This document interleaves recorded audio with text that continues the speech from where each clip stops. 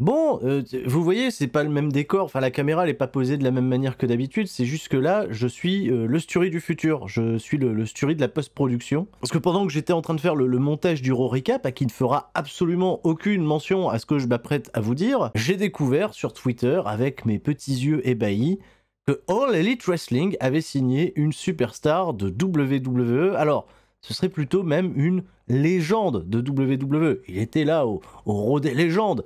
C'est Big Show. Big Show s'engage plusieurs années avec All Elite Wrestling, alors qu'on pensait que le Big Show, c'était un petit peu... Voilà, il faisait partie des murs, tu vois. Bah oui, c'est les titans colossaux, là, voilà, qui se sont réunis et qui forment le mur rose du Performance Center, j'en sais rien. Enfin, non, Big Show, en fait, il est parti. Voilà, il y a eu grand terrassement, le mec il s'est barré, hop, on arrive, on débarque chez All Elite Wrestling. Et il a fait le discours, la déclaration de presse, où voilà, All Elite Wrestling, il n'y a pas de plafond de verre, le ciel est la limite, c'est super, ça développe des talents. Il va apparemment être là-bas et en catcheur, et aussi en qualité de commentateur pour un nouveau show qui sera apparemment exclusif à YouTube pour All Elite Wrestling chaque lundi soir. Et certainement, je crois que ça va être chaque lundi soir en première partie de Monday Nitro. En fait, avant Raw, il y aura sur YouTube un show à l'Elite Wrestling qui va s'appeler Dark Elevation. Ça va être entre Dark et Dynamite, en quelque sorte. Voilà, je pense qu'il y aura plein d'autres choses qui vont être expliquées ce soir lors de l'épisode de All Elite Wrestling Dynamite qui va être diffusé dans la nuit de ce mercredi à jeudi. Je vous encourage bien entendu à suivre Ludivine sur sa chaîne Twitch qui va débriefer les épisodes de All Elite Wrestling et de NXT ce vendredi soir. Parce que oui, c'est un sujet brûlant. On découvre qu'un catcheur qui semblait fidèle ad vitam aeternam à WWE est finalement parti quand même à la concurrence, qui est assez étonnant.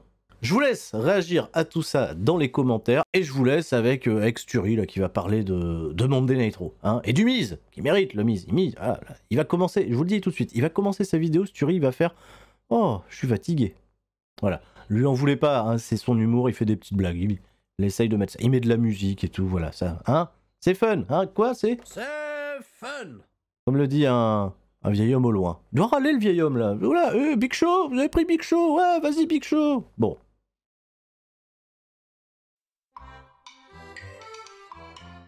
Je suis déjà fatigué. Ah non, c'est vrai, il me fatigue la WWE. Oh là là, Elimination Chamber, que de renversement de situation. Et ce qui était très important, c'est de savoir quel allait être le rebond, le Monday Nitro post-Elimination Chamber, où nous avons un nouveau champion qui mérite, il mérite tellement. Le Miz va ouvrir Monday Nitro avec un Miz TV Champion Edition. Ouais, salut à tous, c'est Sturi, bienvenue pour le débrief de Monday Nitro, le Raw Recap du lundi 22 février 2021, qui sort un petit peu en retard sur la chaîne CCL pour raison d'une édition spéciale de 3CFM qui a été diffusée hier soir sur Twitch et qui est rediffusée peut-être au moment où je vous parle sur la corde à linge où nous étions en compagnie de Rabi et de Flo pour débriefer l'Elimination Chamber, débriefer la victoire du Miz et également cet épisode de Monday Nitro. Si vous avez le temps, si vous êtes coutumier des 3CFM à l'époque, il y avait un bon esprit de camaraderie. On s'est bien marré, c'était fun. Comme le disait un... Il le dit pas. Non, il va pas le dire. Lui, il est concentré, c'est WrestleMania, il faut dropper, il faut y aller, il faut choquer le monde pour essayer de faire des ratings, remonter au-dessus des 2 millions de téléspectateurs Monday Nitro. Pas du tout. 1 890 000. C'est pas mal. Mais est-ce que ça fera obligatoirement le Miz sauveur des ratings ou est-ce que le Miz est finalement qu'un champion de transition comme beaucoup se posent la question? On va très vite être fixé lors de cet épisode de Monday Nitro. Et c'est John Morrison qui va ouvrir les hostilités. Voilà, il est sur le ring, le setup de Miz TV est installé, il y a des ballons, ça va être la célébration. Le Miz arrive en costard, très beau Miz. Faut quand même le souligner. Oui, le Miz c'est quand même bien joli, agréable à regarder. Le Miz champion, petit effet nostalgie d'il y a 10 ans. Une chouette promo où il va se mettre en avant, il va se comparer à des The Rock, des John Cena, des Shawn Michaels, et lui ça fait 16 ans qu'il est à la maison alors que on lui avait pas donné plus de 3 mois, tu vois, d'espérance de vie sur son contrat. Il a été, bon il le dit pas, mais c'est vrai qu'il a été jarté du vestiaire, très décrié au début de sa carrière pour finalement, voilà, s'établir, être patient, être une sorte de yes man pour WWE et vraisemblablement pour Vince McMahon. Mais c'est génial, un homme proche des médias, un homme proche de la télé, un homme qui brille dans son show Miz and Mrs diffusé sur USA Network. On vient de prendre des accords avec Peacock, peut-être que le Miz est l'homme de la situation pour aller fleurir et rayonner sur tous les plateaux de télé. Bien, plus l'impression que c'est un homme de paille. Le Miz finalement n'aura pas le temps de sabrer le champagne puisque Bobby Lashley et MVP, suite à ce qui s'est passé à la fin d'Elimination Chamber, vont venir au ring, bien encostardés, pour réclamer leur dû. Et c'est MVP qui parle justement, on a pris des accords, toi et moi, si Bobby Lashley te permettait de remporter le championnat de WWE, tu devais lui accorder un match de championnat illico presto. Alors le Miz est très bien dans ce rôle-là, parce qu'il va se chercher 1 milliard d'excuses pour pas affronter Bobby Lashley tout de suite. Bobby Lashley, lui, il a pas de temps à perdre. Alors là, la notion de patience, ça l'échappe totalement. Il va donner un ultimatum au Miz d'1 heure. Il va l'attraper par la cravate et lui dire, si tu me donnes pas ce que je veux dans 1 heure, ça va chauffer pour ton cul et pour tous ceux de ton entourage. Chouette segment, et déjà aucune mention à Drew McIntyre, et je vais pas y revenir puisque pendant tout l'épisode, aucune mention ne sera faite à Drew McIntyre, qui est absent. C'est le grand perdant d'Elimination Chamber, même pas évoqué à Raw quand même. PLS reste forte. Un autre homme qui a brillé hier soir à Elimination Chamber, c'est Matt Riddle qui retrouve ses bons copains de Lucha House Party. Matt Riddle toujours dans son trip un petit peu psychédélique, qui va renommer l'aigle présent sur sa ceinture de champion des États-Unis Travis, qui sera même déjà renommé par Lince Dorado Travito, et Riddle qui s'en va pour son combat où son titre ne sera pas en jeu contre John Morrison en trottinette. Keith Lee, Cesaro, Andrade, Aleister Black pensaient à venir au ring comme Matt Riddle en trottinette. Et là, on découvre quelque chose qui m'amuse énormément. J'adore quand WWE fait ça, ils mettent en place un compte à rebours. Tu vois le temps défiler dans 43 minutes. Le Miz doit répondre à Bobby Lashley, ce qui va en effet inciter les gens à rester jusqu'à la deuxième heure de Monday Night Raw. Un très bon match d'une dizaine de minutes entre Matt Riddle et John Morrison qui ont une bonne chimie dans le ring. Le titre n'est pas en jeu et pourtant aucun théorème de Raw ne va être appliqué. Matt Riddle va gagner clean contre un John Morrison qui a pas démérité. C'est assez cool de voir du bon catch pour l'ouverture de cet épisode. Et le momentum de Riddle qui se reconstruit. Il s'est pas construit avant qu'il devienne champion, il va se construire après. C'est ça qui est un petit peu étonnant. Premier segment comico-dramatique avec Bad Bunny qui va devoir surveiller ses arrières puisque R-Truth, il était là pour tendre une embuscade mais finalement Bad Bunny l'a gaulé et il fait un câlin à l'arbitre. Il était venu avec un arbitre, non, je fais rien de mal, on faisait un câlin, tu vois, dans le coin des... Faites ce que vous voulez. Hein. Et Damian Priest qui n'est plus désormais un talent, tu vois, à construire pour l'avenir, est désormais juste le garde du corps de Bad Bunny. Il va empêcher que tout le monde tourne autour de Bad Bunny pour que son pote puisse conserver le championnat 24/7. Toujours backstage, le Miz va rencontrer Adam Pearce et va lui demander, il faut trouver un truc, tu vois, pour pas que j'affronte Bobby Lashley, il y a peut-être mon contrat, l'accord que j'ai pris avec eux, il est verbal, il est pas écrit, donc ça devrait pas tenir la route. Mais Adam Pearce lui balèque. Adam Pearce il dit, j'aime bien l'idée, hein, que t'aies pris des accords avec Bobby Lashley, que tu respectes pas ta parole d'homme. Alors dans moins d'1 heure, je serai là pour vous accueillir tous les deux et que les choses soient mises au clair. Un énorme match OZEF pour cette storyline totalement oubliée d'Elimination Chamber, mais on est reparti. Kofi Kingston et Xavier Woods affrontent les membres de Rétribution, Mace et T-Bar, et vont les battre en à peine 2 minutes. Xavier Woods n'a pas le temps de venir au ring, les Trouble in Paradise de Kofi Kingston sont totalement pétés, il y a Dijak qui s'est même plus bumpé, qu'est-ce qui se passe? Ali à la fin du match va engueuler tous les membres de Rétribution comme si c'était du poisson pourri et se barrer en disant voilà, vous me faites honte, vous êtes une bande d'incapables, limite on dirait le Dark Order mais en pas drôle, et peut-être que c'est la fin de Rétribution en fait, peut-être que là le segment totalement anodin va marquer la fin de Rétribution parce que Ali, il aime plus ses copains. Ou alors ils reviendront plus fort la semaine prochaine, mais connaissant WWE, si ça se trouve, Rétribution, c'est fini ce soir. L'heure est écoulée, il est temps pour Bobby Lashley de venir au ring, et Bobby Lashley, il va pas faire de détour, tu vois, il s'est changé, il a enlevé le costard, il arrive, le pectoral saillant. Adam Pearce est au ring pour accueillir le champion WWE, le Miz, qui lui va absolument pas venir en tenue, il va venir en costume, il va encore supplier Bobby Lashley de lui donner plus de temps, et ils vont réussir à négocier ça, il va plier le Miz, il va lui dire oui, j'ai des talk shows, j'ai plein de choses à faire, donne-moi une semaine. C'est dans l'espace-temps de WWE, une semaine, il peut se passer 1 milliard de choses. Le Miz, il aura le temps de passer un coup de fil, de se blesser, d'exiger que John Morrison soit l'arbitre du match, enfin, de mettre en place un stratagème qui l'avantagerait. Et alors que Lashley, lui, il aime pas trop cette histoire de patience, alléluia pour le Miz, Braun Strowman va faire son apparition. Oui, j'aurais jamais pensé que Braun Strowman aurait été la clé pour sauver le Miz. Alors attention, Braun Strowman, lui, il en a rien à foutre du Miz. Il veut juste une opportunité pour être champion du monde, lui qui n'a pas été qualifié pour être à Elimination Chamber parce que ce n'était pas un ancien champion du monde, mais un champion universel. Voyant que ça chauffe entre Bobby Lashley et Braun Strowman, il y a le Miz qui va en profiter en disant à Bobby, bah, tu vas pas le laisser te parler comme ça, quoi, vous allez régler ça avant. Et c'est Shane McMahon qui Shane McMahon, mais oui, Shane McMahon, il va se pointer, tu vois, Kevin Dunn dans le camion, il va mettre des chants Shane O'Mac, il va danser au milieu de tout le monde, parce que genre, bon, Shane McMahon apparemment est un énorme babyface à la WWE. Il va rappeler à Braun Strowman qu'il est débile, qu'il est crétin. t'es vraiment un abruti. On t'a dit, le championnat universel, ça compte pas. Enfin, t'as de l'air entre les oreilles. Braun Strowman va vouloir affronter Bobby Lashley. Shane McMahon va valider l'idée. Si Braun Strowman bat Bobby Lashley, la semaine prochaine, ce sera donc un triple threat où le Miz devra faire face à Braun Strowman et à Bobby Lashley. Tout le monde est content.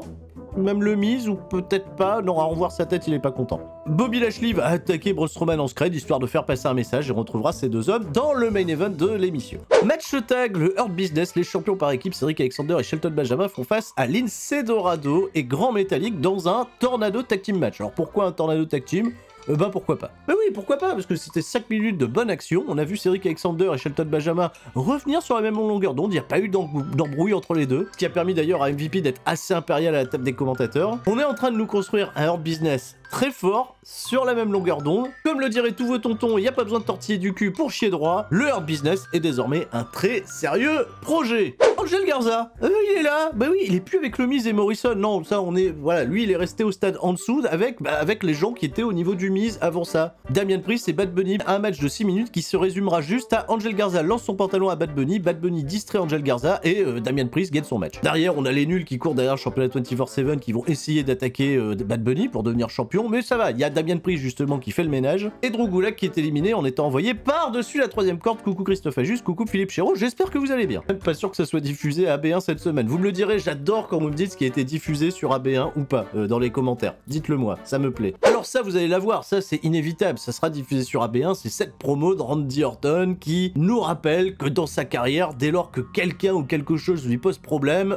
il trouve les solutions, et la dernière fois c'était le Fiend, il l'a tout simplement cramé. On nous remet les images du Fiend qui brûle. Oh là là. Ou d'un mannequin, je sais plus. Enfin bref. Et l'autre problème qu'il a aujourd'hui, c'est Alexa Bliss qui fait des incantations maléfiques. Voilà, Baptiste est pas net, on apparaît dans les écrans géants. Et quand on revient à la promo de Randy Orton, il commence à, je sais pas, avoir une espèce de petit malaise vagal. Là, il est là, se penche un peu, il commence à tousser, et là, il tousse du pétrole. Qu'est-ce que...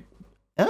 Le mec, c'est devenu un puits de pétrole. Voilà, c'est... Bah écoute, pour Vince McMahon, très bien, les affaires reprennent. Est-ce que ça nous annonce le retour des shows en Arabie Saoudite? Et ce qui est génial dans ce scénario digne des contes de la crypte en un peu moins bien, c'est la réaction de Samoa Joe, Tom Phillips et Byron Saxton à la table des commentateurs qui font qu'est-ce qu'on vient de voir? On espère qu'il vient bien, Randy Orton, quand même. Et il vous donnerait même pas de nouvelles. Personne va donner de nouvelles pendant une semaine. Non, mais mettez-le avec une bouillotte au lit, je sais pas. Il y a même personne qui s'en préoccupe quand il a...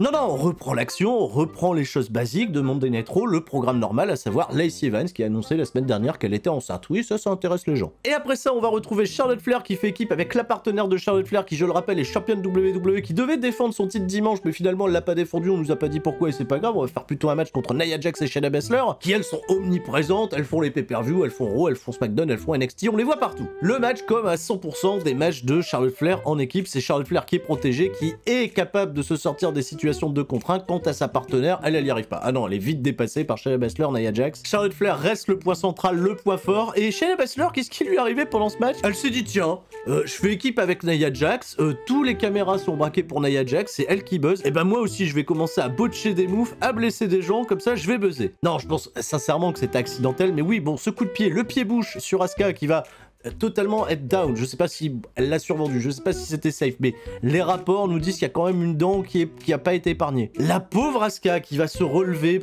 en grande professionnelle pour porter son Asuka Lock sur Shayna Baszler et qui il y a même pas de pression dans l'Asuka Lock, c'est une catastrophe. Et de nulle part, Charlotte Flair, elle vient mettre sa botte, Shayna Baszler l'esquive, c'est Asuka qui va le prendre dans le visage, mais même dans l'idée, tu vois, t'as un Asuka Lock qui est porté, bah jamais ta partenaire elle est censée, tu vois, venir casser la prise avec une big boot, ça a pas de sens. Donc la miscommunication, il y a un petit moment de flottement où Shayna Baszler et Charlotte Flair elles vont quitter le ring et ça va permettre à Nia Jax de porter son mollet drop. Oui, c'est même plus un leg drop, c'est un mollet drop. Il n'y a plus d'amplitude, il n'y a plus rien, donc voilà. Et Shayna Baszler et Nia Jax conservent les championnats par... Bah l'autre titre était même pas en jeu, non, elle gagne un match, voilà. Et puis pas mal pour Nia Jax, hein. En même pas 24 heures, elle a battu la championne de Raw et la championne de SmackDown. Charlotte Flair va venir pour s'excuser auprès de Asuka qui n'en a rien à faire de ses excuses et va refuser la poignée de main. Charlotte Flair est dégoûtée, elle va quitter le ring et on la retrouvera un petit peu plus tard pour engueuler son père. Oui, parce que forcément Ric Flair est responsable de la miscommunication entre elle et Asuka. Mais oui, son père l'obsède, t'es tout le temps là dans mes pensées, tu commences à être gênant, t'essayes d'intervenir dans mes programmes, tu veux t'attirer le spotlight, tu vois, sur toi, de continuer à être Ric Flair, mais quand je te vois, t'es un homme gênant. Mais attention, elle engueule son père, mais à chaque fois elle lui dit je t'aime, hein. Je t'aime, c'est pour ton bien, mais casse-toi. Voilà, j'essaye de faire briller le nom de Charlotte Flair, mais tu viens mettre la honte à mon nom. Alors moi, Ric Flair, il veut bien faire, il veut mettre over la division féminine de Raw. C'est pas un peu le principe, tu vois, d'utiliser une légende, non pas pour devenir... Il veut pas devenir championne féminine, Ric Flair, il veut juste être là, faire briller la division féminine de Monday Night Raw. C'est pas comme ça le bon moyen d'utiliser une légende. Charlotte Flair, elle dit non. Charlotte Flair, c'est Vince McMahon dans son esprit. Non, soit tu deviens championne, ou soit tu viens pas. Bon, elle a pas dit si tu deviens championne. Mais ce segment était bizarre. Ce segment était... Voilà. Et j'ai peur d'une chose, et je l'ai dit pendant le 3CFM, c'est ma plus grande crainte, c'est qu'on laisse Ric Flair dans les parages, même s'il n'y a plus Lacey Evans, pour builder une autre catcheuse en qui il décèlerait un potentiel. Et on a appris lors de cet épisode que Rhea Ripley ferait prochainement ses débuts à Monday Night Raw. Rhea Ripley, Ric Flair. Non, Ric Flair, non, écoute ta fille, reste loin de Rhea Ripley, s'il vous plaît. Avant ça, il y a eu Sheamus contre Jeff Hardy, un peu balèque, voilà, il n'y a toujours pas de référence à Drew McIntyre. Pas un mauvais match, voilà, si vous avez 10 minutes à perdre, il faut le regarder, il est sympa, mais on l'a déjà vu... un milliard de fois. Monday Night Raw, je sais pas ce qu'il leur a pris dans cette dernière heure, ils vont faire plein de matchs de catch, mais des matchs de catch chonzef, il y a Naomi et Lana qui affrontent Mandy Rose et Dana Brooke, c'est Mandy Rose qui va prendre le pin. 1 minute 30, voilà, le respect totalement mangé. AJ Styles contre Ricochet, c'est bizarre, on est dans la 3e heure de Raw, il y a AJ Styles contre Ricochet, c'est annoncé nulle part, c'est pas mal dans le ring, bien sûr, c'est pas aussi bien que leur précédente rencontre. AJ Styles va remporter la victoire avec un Styles Clash, et si vous aviez encore des doutes sur la bonne foi de Omos et sa bonhomie, sa gentillesse, là plus du tout. Là maintenant, Omos, sans aucune raison, il va poutrer Ricochet à la fin du match. On est peut-être en train de nous construire un Omos dans le ring pour WrestleMania, ce sera toujours une attraction. Le main event, Braun Strowman contre Bobby Lashley, va durer tout juste un peu plus de 4 minutes. Bon, c'est le bon move, hein, c'est la bonne solution. Braun Strowman, dès lors que sa catch a un petit peu plus de 5 minutes, ça devient un petit peu pénible. Et toute l'idée de ce match était bien entendu de nous construire un Bobby Lashley très fort, capable de battre Braun Strowman. Et figurez-vous qu'il va battre Braun Strowman clean. On l'a vu faire une charmante esquive à l'extérieur du ring où Braun Strowman s'est empalé dans les escaliers. Il a tenté une standing suplex sur Braun Strowman. Il a quand même tenu un petit peu en chandelle, mais Braun Strowman a finalement esquivé ça pour porter son power slam. Et figurez-vous que Bobby Lashley s'est dégagé du finish de Braun Strowman, ce qui est pas arrivé à beaucoup de personnes, il me semble. Le Miz a joué, tu vois, l'énorme étonnement. Bobby Lashley derrière va réussir à porter une spear. Elle est pas super la spear de Bobby Lashley, ça fait quand même beaucoup de catcheurs maintenant qui portent des spears. Et remporter la victoire pour un compte de 3. Alors Braun Strowman s'est dégagé à 3 écarts, hein, c'est un truc que j'ai jamais compris dans le catch. Les mecs qui perdent, mais qui vont quand même se dégager à 3 écarts. Ils vont quand même faire l'effort de se dégager après qu'il y ait le compte de 3. Je sais pas, j'ai toujours eu l'impression c'est bon, je perds mais je suis fort. Hein. Je perds mais je reste fort. Bon. Braun Strowman, s'il veut, il va rester fort. Et donc, c'est officiel, la semaine prochaine, Bobby Lashley contre le Miz pour le championnat WWE. Est-ce que vous pensez que le Miz va conserver le championnat WWE? Ou est-ce que la blague s'arrêtera là? On a vu Bobby Lashley poser avec le titre. Il y a le Miz qui a tenté quand même de l'attaquer, mais voilà, il s'est fait éclater la tronche avec une espèce de méga front slam. Ça semble quand même bien mal barré pour celui qui mérite. Si WWE a envie de faire durer la blague, ils vont trouver une pirouette pour que le Miz reste champion la semaine prochaine. Et je suis prêt, voilà, moi je mets ma pièce. Hein. Le Miz reste champion à l'issue du Monday Night Raw de la semaine prochaine. Il ira peut-être pas jusque WrestleMania, mais à mon sens, il ira au moins à Fastlane pour essayer, voilà, de teaser ces trucs un petit peu médiatiques, de promouvoir les futurs épisodes de Miz and Mrs sur USA Network. C'est pas une mauvaise opération stratégique de la part de WWE, que c'est une bonne opération scénaristique. Dans un épisode où, je le rappelle, l'ancien champion n'a absolument pas été couvert, on n'a pas de nouvelles, mais où est McIntyre? Je vous laisse réfléchir à tout ça, on se retrouve samedi pour le SmackDown Recap qui m'intéresse, je vous le cache pas, beaucoup plus. Je vous souhaite à tous de passer une excellente soirée, et tout le monde reste fort, même les gens qui se dégagent à 3 écarts. Eux ils restent... Oulala, eux ils perdent, mais ils restent très forts. C'était Sturi, ciao bye bye.